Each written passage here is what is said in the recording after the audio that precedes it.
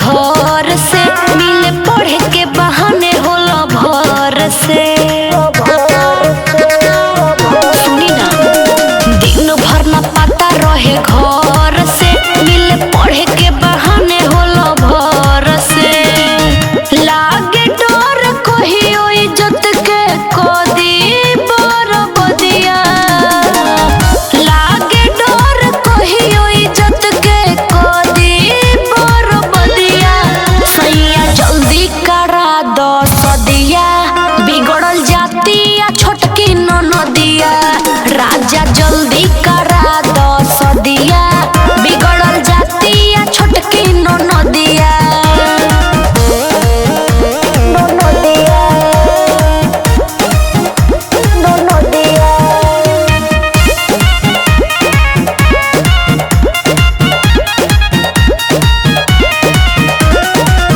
तनिको कहल मानत नइखे राजा जी हमार हो।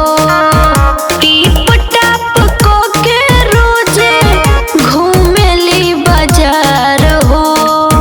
घूमेली बाजार ए जी तनिको कहल मानत नइखे राजा जी हमार हो। टिप टाप को के रोजे घूमेली बाजार हो।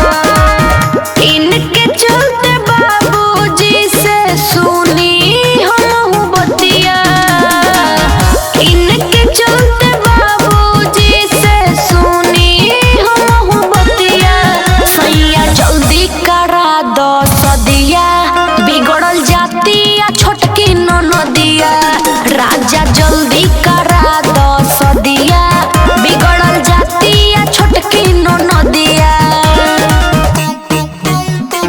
जल्दी करा दो सदिया ननदिया।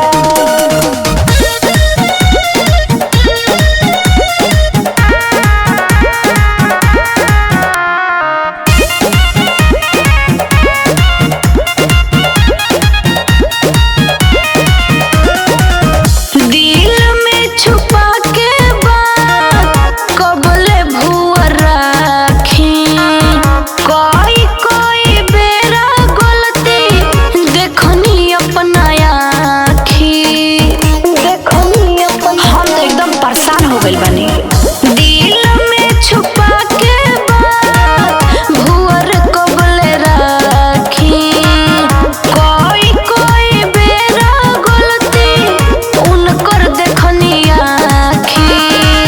भइल बड़े सचो राहुल तो दरदिया। भइल बड़े सचो राहुल तो दरदिया। सैया जल्दी करा दो सदिया बिगड़ल जातिया छोटकी ननदिया। राजा जल्दी